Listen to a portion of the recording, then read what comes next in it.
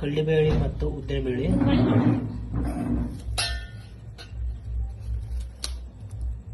ಮೆಣಸಿನಕಾಯಿ 4, थोड़ा ಖಾರ ಹಾಕ್ಲಾ,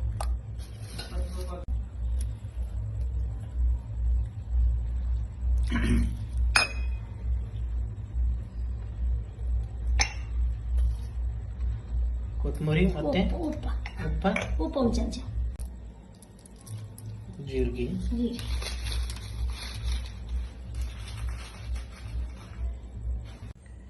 ಮಿಕ್ಸಿ ಮಾಡ್ಕೋಬೇಕು. ಮಿಕ್ಸಿ ಮಾಡ್ಕೊ.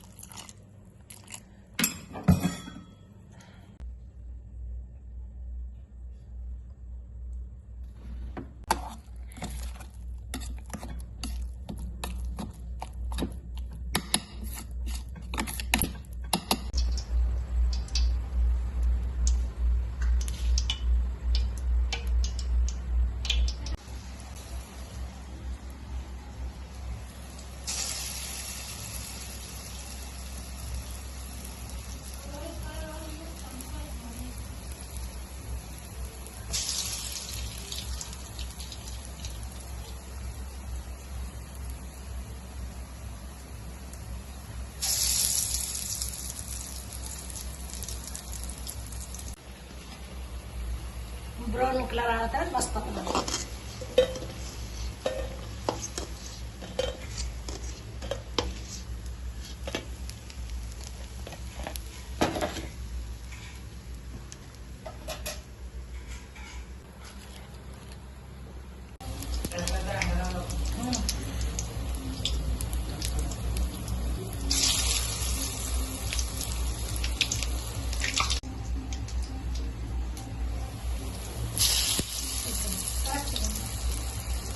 ಹೇಗೆ ಬಿಡೋದು